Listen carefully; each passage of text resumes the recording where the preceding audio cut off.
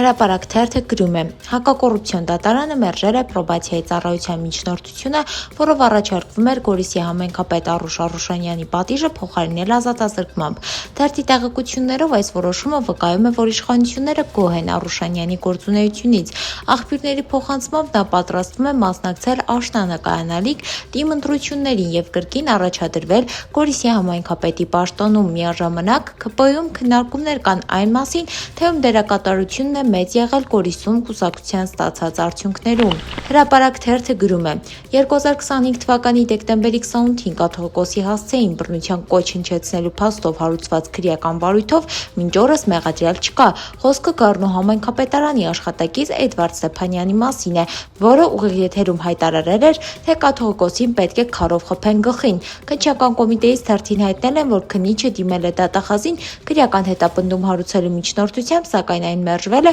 եւ գործով առայժմ մեղադրյալ չի ներգրավվել։ Հրապարակ թերթը գրում է. Էկոնոմիկայի նախարար Գևորգ Պապոյանը նամակ է գրել Ռուսաստանի արդյունաբերության եւ առևտրի նախարար Անտոն Ալիխանովին, խնդրել իրեն հնարավորություն տալ մասնակցելու հուլիսի 6-ից 7-ը Եկատերինբուրգում կայանալիք առևտրատնտեսական ֆորումին։ Պապոյանը ըստ նախարարության աղբյուրների մեկնում է, որ ռուսական կողմի հետ քննարկի Հայաստանից արտահանման խնդիրները, ռուսական սանկցիաների հարցը։ Սակայն մինչ այս պահը նամակին պատասխան չի եկել։ Ռուսաստանում մտածում են մերժել Պապոյանի մասնակցության հայտը, թե ընդունել նախարարին, փորձելով նվաստացնել ֆորումի ընթացքում։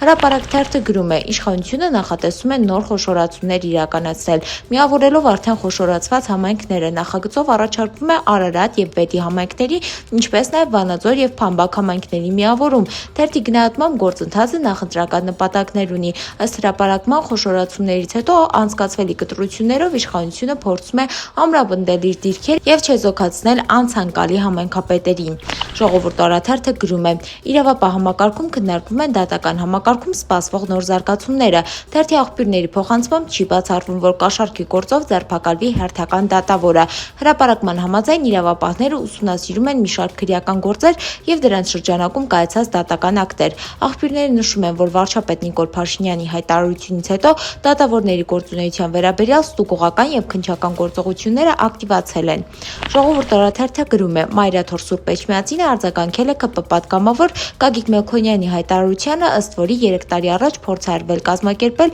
Նիկոլ Փաշինյանի եւ Ամենայն հայոց կաթողիկոսի հանդիպումը։ Մայրաթորի տեղեկատվական համակարգի տնօրեն Տեր Եսայի Քահանա Արթենյանը նշել է, որ վեհափառ հայրապետը երբեք կառուցողական հանդիպման դեմ չի եղել, իսկ Մելքոնյանի ներկայացրած մյուս պնդումները չի համապատասխանում իրականությանը, դրանք որակելով որպես աղավաղված տեղեկատվություն եւ կեղծ թեզեր։